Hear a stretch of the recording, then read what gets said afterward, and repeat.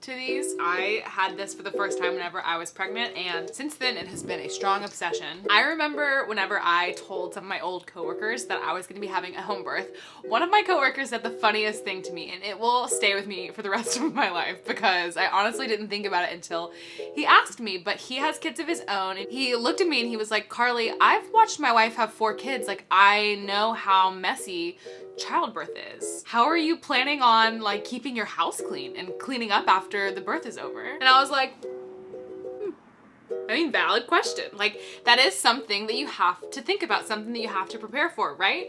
So it's just one of those stories that I feel like will always stick with me because it was such a funny question to me, but at the same time, like, totally a reasonable thing to think about. And that's why in today's video, we are going to talk about all of the things that you are going to want to have on hand for your planned home birth. So in an attempt to make this as easy as possible for you, I'm actually compiling a downloadable list of everything that you would want to have on hand for a planned home birth. If this is something that you are interested in, I will have a link down below where you can drop your email address, and whenever I have that list finished, I will shoot it over to you so that you have it on hand. Now, first and foremost, the thing that is the most important for you to have for your planned home birth is a good mindset. Now I know like half of you are just gonna exit out of the video there because it's like, we get it, we know, like what are the actual products? And I'm going to get to the products, I promise, but first and foremost, like the most important thing for you to do is to get your mind right before you go into labor.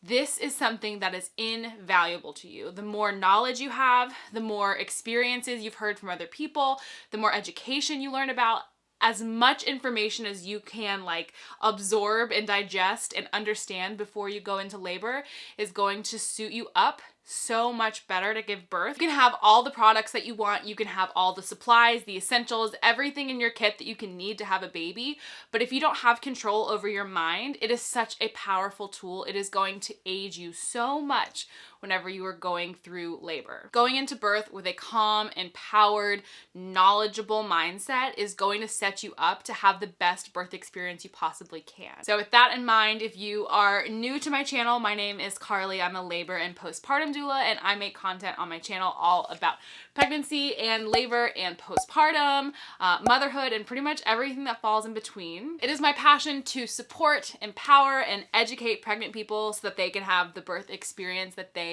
deserve. So if you're looking for more informational and educational content about birth and pregnancy, and as it pertains specifically to home birth, definitely consider subscribing to my channel. I would love to have you as a part of this empowering community, and be sure to hit that notification bell so that you are notified whenever my newest video goes live. And if you are enjoying this video so far, please give it a thumbs up. It helps me out so much in helping other people find my channel and find this video if they are interested in this type of birth content. So once we have our mindset established, we can move on into our products. So the first kind of like quadrant in the list of things that I think you should have on hand pertain around the bed. There are a couple of different ways that you can do this. However, this is the most cost-effective way by far. What you're gonna wanna do is get yourself 2 shower curtains. And then on top of that, you are going to need a set of old sheets that you don't care about. Like sheets that you can ruin, that like are gonna get ruined, that you don't care about. And then your good sheets that are soft, that you like, that you'll sleep in, that are comfortable. And then what you're gonna do is make like a little sandwich, okay?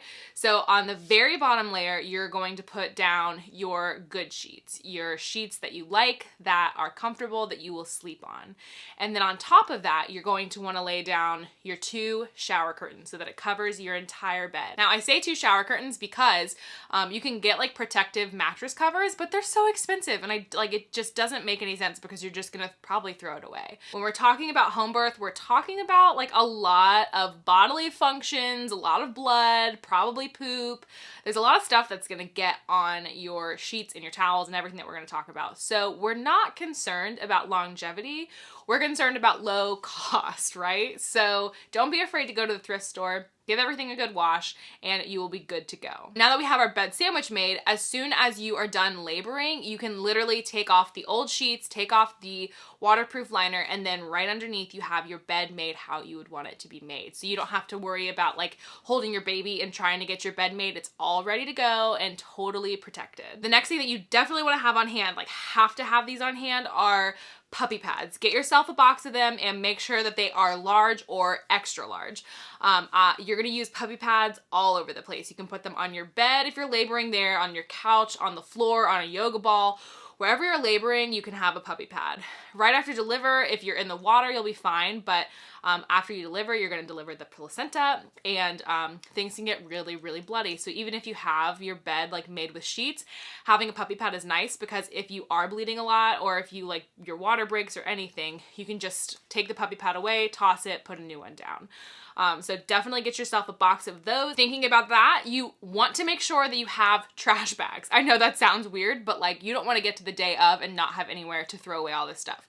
So make sure you have like giant black trash bags so that you can just keep filling it up with the things that need to go out the door. Now, in addition to the linens that are on your bed, you're gonna wanna have some extra linens that you can move around the house too, because odds are you aren't gonna just sit in one place for the entire duration of your labor. So you're gonna wanna have probably close to 8 to 10 towels / receiving blankets. That way you can use them kind of multi-purpose. Whenever the baby's born, you can use the towel to like actually put on the baby. You can use them for stacking on top of the puppy pad. Like if you're sitting on the yoga ball and you don't want to just like sit directly on the yoga ball, layer a puppy pad and then a towel on top of it. You're also going to want towels for directly after you give birth, because you're definitely going to have blood on you, and even if you shower, there's a chance you're still going to get blood on the towels. So you just want to have towels on hand that you don't care about, that if you do get blood on them and they get stained and ruined, that it's not a big deal. You'll also want to grab a couple of washcloths. Washcloths are multi-purpose. They're not just for like cleaning stuff up. You can put them underwater and put them on the back of your neck or on your forehead. And one thing that you can do that is actually really, really helpful is if you have a crock pot, you can roll up some of the washcloths and put them in the crock pot to keep them warm. You can add like essential oils to them and put them on your chest. Some essential oils that are really nice during labor are Valor or lavender, or Peace and Calming is really good. Anything like that, that is a gentle smell that you're already familiar with before you actually go into labor would be good. There's a chance that you're going to be really nauseous when you are going through labor, so you might want to hold off on adding anything that's like overpowering and just see how you feel the day of. And then if you do want to add oils, you can tell someone to add them for you.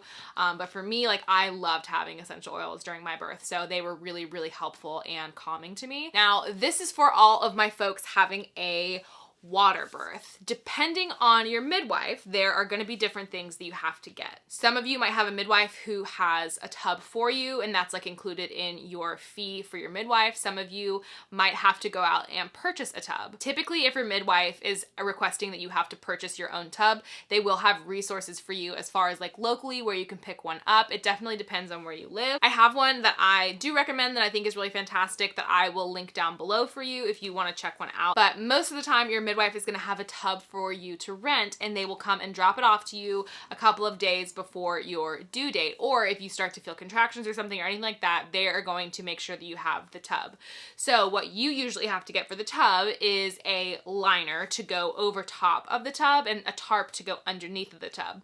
That way, whenever you're getting in and out of the water, there is no damage caused to like wherever you actually place the tub. And that the liner over top, obviously it protects the tub, but it keeps it very sanitary. It makes sure that, you know, it's a brand new liner. You open it the day of and put it in the tub and then fill the water up afterwards. You're also going to want to get a hose to fill the tub up with. Now, this is very important. You do not want to use your water hose that is sitting outside of your house. Those hoses usually have lead in them, and it is very important that you have a hose that is lead free. Now, in addition to the hose, you're going to have to think about what water source you're going to be using to fill up your tub. Most people use their shower head. So what you'll do is just unscrew the shower head from the top, and then usually you have to get an adapter ring. The adapter ring will twist onto the shower head, and then the hose will twist into the adapter ring, and then you can fill your tub up. The reason you're going to want to do this instead of attaching it to your toilet water output is that the shower is hooked up to a water heater, and you're gonna want warm water. You do not want to birth in a cold ass tub. And you want to make sure that your shower head attachment works before the day of birth. If you haven't seen my birth story, story, you can hear about what happened with me and with my birthing tub. I will link it up above, but yeah, you want to make sure that you check it out like long before you're in labor and just put it in the basket with other stuff that you have for your home birth. One thing that you can do if you're having a water birth that I think is really special is get some waterproof lights that you can put in the water. This is really helpful if you are in a dark room or if you don't have a lot of lighting going on in your room. You can put the light inside of the water so that everyone can see kind of what's going on. You can turn the overhead lights off and like get the mood all set in the room. I love this. I think that this is a really nice addition. I am bummed that I didn't do it for my birth. I've seen it at other births and I absolutely adore it. So something that I definitely recommend, not a must have, but something that really just like kind of like, you know, gets you vibing and like feeling good. Paired with that, you want to have like unscented candles on hand, twinkle lights, like something that's dim lighting that's really relaxing that you can have kind of like spread amongst the room so that you can turn off those overhead lights. You're also going to want to have some sort of bowl. You can do a plastic bowl or a metal bowl, a bowl that you do not care about, so that whenever you birth the placenta, the midwife has a place to put said placenta. You've probably seen a bunch of pictures of like bowls floating in the water in the birth tubs, but it is very important. It is something that's definitely going to happen. You are going to birth your placenta, so it needs a place to go. The midwife is going to inspect your placenta after you deliver it to ensure that it is intact and that it's looking healthy, and make sure that you didn't have any retained placenta. So it is important to have a place to put it. Make sure you get yourself a yoga ball. I haven't ever seen a birthing person not want to use a yoga ball at some point during their labor. So make sure you have one on hand.